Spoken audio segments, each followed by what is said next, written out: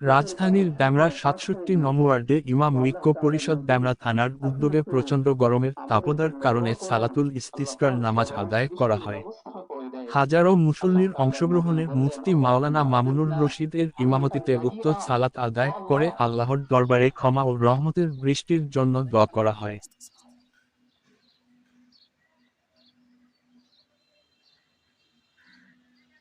আলহামদুলিল্লাহি রাব্বিল আলামিন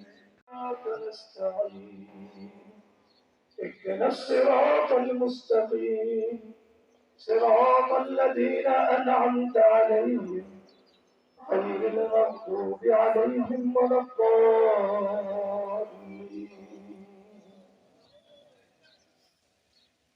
سبح اسم ربك لله رب العالمين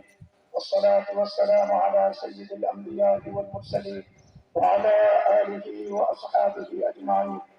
أما بعد فإن أصدق الحديث كتاب. أعوذ بالله من الشيطان الرجيم.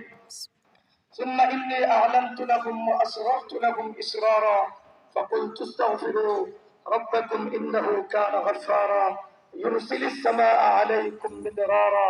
ويمددكم وحدوا الله فإن التوحيد رأس الطاعات واتقوا الله فإن التقوى ملاك الحسنات وعليكم بالسنة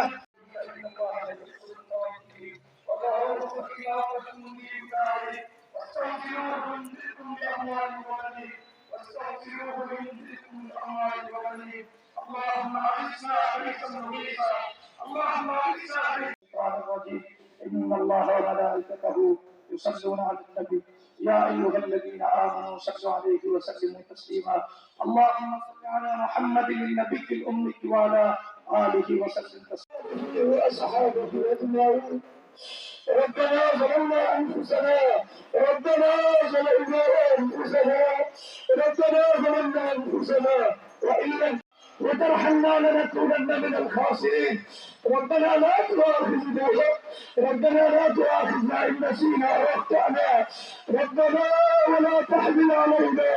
إصرا كما حملته على الذين من قبلنا ربنا ولا تحملنا ما لا طاقة لنا به واعف عنا واغفر لنا যারা আমাদের দুনিয়ার সবকিছু দেখছে